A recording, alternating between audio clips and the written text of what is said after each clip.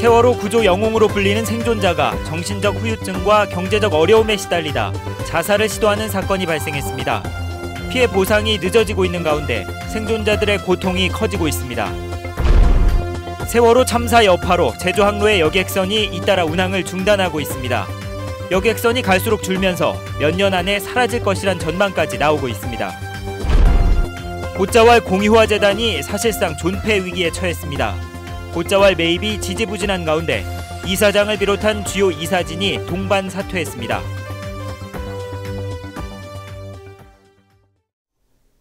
여러분 안녕하십니까? 뉴스데스크 제주입니다. 세월호 침몰 사고가 발생한 지 어느덧 1년이 다가오고 있지만 생존자들의 상처는 좀처럼 아물지 않고 있습니다. 사고 당시 배 안에 갇힌 학생들을 구조해 영웅으로 불렸던 생존자가 정신적 후유증에 시달리다 자살을 시도하는 사건까지 발생했습니다. 이소현 기자입니다. 기울어진 배 안에서 온 힘을 다해 소방호수를 끌어올리는 남성. 세월호 참사 당시 학생 20여 명을 구조해 파란 바지의 영웅이라 불리는 화물차 운전기사 김동수 씨입니다. 김 씨는 어제 저녁 흉기로 손목에 자해 행위를 했다 병원으로 옮겨졌고 결국 치료를 받기 위해 경기도 안산의 정신건강 트라우마 센터로 향했습니다. 세월호 사고로 생계수단인 화물차를 잃은 뒤 경제적 어려움이 컸고 최근에는 손이 제멋대로 움직일 정도로 정신적인 고통에 시달리고 있습니다.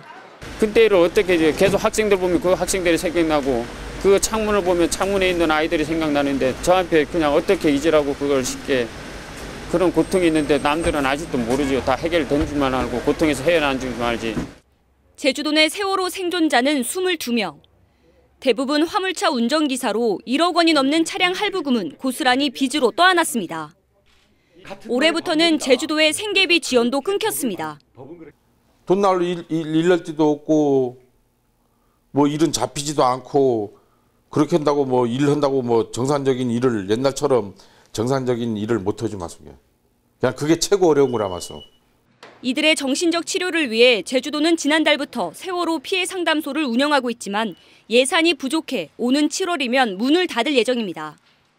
예산상의 어떤 이제 제한점 또 이 기한의 제한점 때문에 저희들이 이제 계속해서 지속적으로 매일 뭐 이렇게 24시간 이렇게 이분들을 도와드릴 수 있는 시스템을 구축을 하지 못하고 있습니다. 그래서 세월호가 침몰한 그날 자신의 삶도 멈춰버렸다는 사람들. 세월호 참사가 발생한 지 이제 1년이 다가오고 있지만 생존자들의 상처는 오히려 깊어지고 있습니다. MBC 뉴스 이소연입니다. 네, 이런 가운데 세월호 참사 당시 피해를 입은 제주 도민들에 대한 보상 절차는 사고 발생 1년이 지난 다음 달 중순부터나 시작될 것으로 보입니다. 해양수산부 세월호 피해 보상 추진단은 다음 달 6일 제주에서 설명회를 연 뒤 20일부터 22일까지 피해 상황을 접수받고 보상 절차를 시작할 예정입니다. 하지만 실질적인 보상이 이루어지기 전까지는 다소 시간이 걸려 피해자들의 경제적 어려움은 장기화될 것으로 보입니다. 세월호 참사의 상처는 또 다른 곳에도 남아 있습니다. 세월호 사고 여파로 여객선 이용객이 급격히 줄면서 제주와 다른 지방을 오가는 뱃길이 끊길 위기에 처했습니다. 박주연 기자가 보도합니다. 제주와 부산을 오가는 서경 아일랜드호. 한 번에 880명이 탈 수 있는 카페리 여객선으로 지난해 4만 명이 이용했습니다. 하지만 취항한 지 2년도 안 돼 다음 주부터 2달 동안 임시 휴항에 들어갑니다. 세월호 참사 이후 이용객이 줄고 과적 단속은 강화돼 경영난이 심해졌기 때문입니다. 한 2달간 지켜봐야 끝나지. 이용객도 없고 아무도 못 싣고 전력 가지고 이게 규제가 너무 심하니까. 세월호 참사 이후 운항을 중단한 여객선은 인천과 삼천포 노선 등에서 모두 4척. 지난해 여객선 이용객은 20% 줄었고 올 들어서도 감소세가 이어지고 있습니다. 특히 여객선의 선령 제한이 30년에서 25년으로 강화되면서 선사들은 상대적으로 규제가 약한 화물선 쪽으로 몰리고 있습니다. 이 때문에 앞으로 2, 3년 안에 제주항로의 여객선을 화물선이 모두 대신할 것이라는 전망까지 나오고 있습니다. 등반 단체 관광객이나 또한 수학여행 등 단체 관광객을 유치하는 데 어려움이 따르고 또한 이러한 그 상품 개발을 하는 데 있어서도 어려움이 따릅니다. 여객선이 계속 줄어들면 항공 좌석난이 더욱 심해질 수밖에 없어 제주의 백기를 되살리기 위한 대책이 필요해 보입니다. MBC 뉴스 박주연입니다. 제주의 허파인 곶자왈을 지키자는 취지로 설립된 곶자왈 공유화 재단이 중대 기로에 섰습니다. 곶자왈 매입 사업이 지지부진한 가운데 최근엔 이사장을 비롯한 주요 이사진이 동반 사퇴하면서 사실상 존폐 위기에 처했습니다. 현재훈 기자가 보도합니다. 지난 2007년 출범한 곶자왈 공유화 재단은 당초 2016년까지 사유지 곶자왈 661만 제곱미터를 매입하겠다는 야심찬 계획을 선언했습니다. 하지만 재단이 출범한 지 8년이 지난 지금 매입 토지는 52만 제곱미터로 7.8%에 그치고 있고 목표 모금액은 10% 수준인 37억 원입니다. 자발적인 기부와 기증에만 의존한 나머지 공유화 운동이 크게 시들해진 데다 개발 붐으로 사유지 땅값이 크게 올랐기 때문입니다. 실제 업무를 추진할 직원도 한두 명에 불과해 자생력도 취약합니다. 최근엔 조례에 근거가 없는데도 관용차가 이사장에게 지원되어 온 사실이 드러나 논란이 일기도 했습니다. 도에서 그 조례로 그 도의 업무와 관련된 것에 사업성 경비라든가 운영 경비를 지원할 수 있는데 이거는 차량을 그 리스를 그 지원한다는 건 말이 안 되는 거거든요. 환경 전문가가 아닌 선거 공신들이 재단 이사장을 맡아오면서 이 같은 문제가 발생했다는 지적도 나옵니다. 당초 출범이 제주도가 주도해서 만든 조직이 됐고 또 운영 과정에서 도가 많은 부분을 지원 또는 개입을 하면서 그 민간 주도형 순수한 운동의 성격이 많이 좀 훼손됐다고 봐지고요. 재단의 부실한 운영 문제와 관련해 이사장을 비롯한 주요 이사진이 최근 동반 사퇴하면서 곶자왈 공유화 재단의 정상화가 중대 고비를 맞고 있습니다. MBC 뉴스 현재훈입니다. 제주 신화역사공원 조성 개발 사업 승인 당시 제주도가 제시한 조건이 이행되는지를 관리 감독하기 위한 TF팀이 운영됩니다. 제주도는 문화관광 스포츠국장을 단장으로 11명의 TF팀을 구성해 오는 24일 원희룡 지사 주재로 첫 회의를 열고 사업 추진 과정에서 예상되는 문제점과 대책을 논의하겠다고 밝혔습니다. 제주도는 지난해 12월 신화역사공원 개발 사업에 도민 고용 80% 이상과 지역 건설업체의 50% 이상 참여 등의 조건을 붙여 승인했습니다. 주말인 내일은 낮과 밤의 길이가 같아진다는 춘분입니다. 절기에 맞게 맑고 따뜻한 날씨가 이어지겠지만 미세먼지엔 주의하셔야겠습니다. 자세한 이번 주말 날씨를 송현희 기상캐스터가 전해드립니다. 네, 절기상 춘분이자 주말인 내일도 계절을 한 달 정도 앞선 고온 현상이 이어지겠습니다.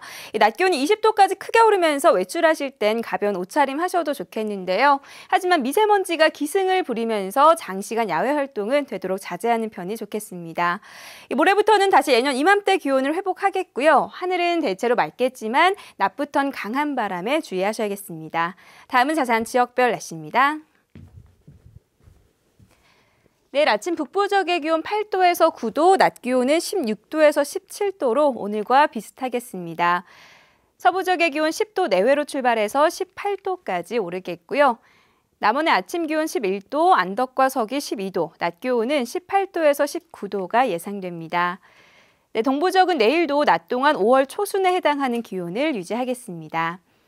내일 아침 청파내의 기온 7도로 포근하겠습니다.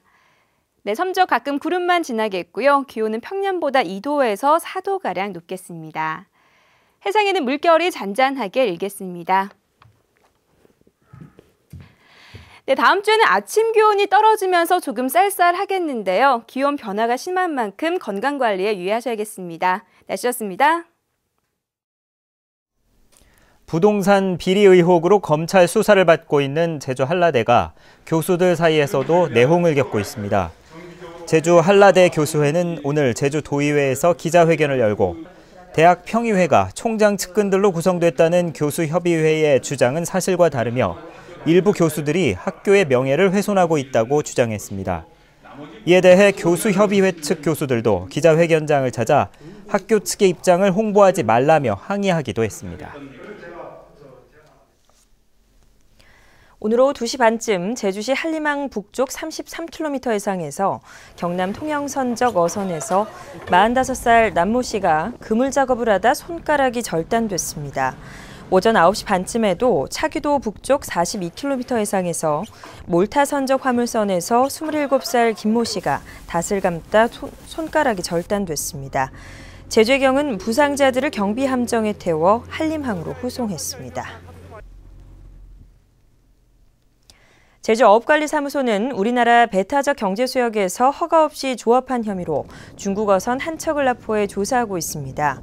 이 어선은 오늘 오전 9시 20분쯤 서귀포시 마라도 남서쪽 94km 해상에서 해삼류 40상자 800kg을 불법 채취한 혐의를 받고 있는데 우리나라는 물론 중국에서도 조업 허가를 받지 않은 것으로 드러났습니다. 제주시가 노인 일자리 사업에 출석하지 않은 노인에게 급여를 지급해 관리가 허술한 것으로 드러났습니다. 감사원에 따르면 제주시는 지난해 일자리 사업 기간 중 해외에 체류하거나 병원에 입원한 노인 8명에게 급여 412만 원을 지급했고 이들은 다른 사람이 대신 참여하거나 출석부에 서명한 것으로 드러났습니다.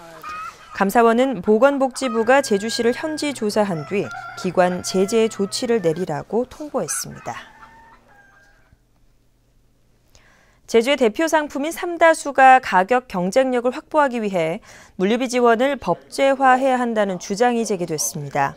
이정윤 부경대 교수는 오늘 제주자원 가치 극대화를 주제로 열린 토론회에서 육지와 떨어져 있는 지리적 특성을 해결하기 위해 도서지역 대통교통 지원법과 같은 내용으로 제주특별법을 개정해야 한다고 주장했습니다. 제주도의회 도정질문 일정이 이틀에서 사흘로 늘어납니다.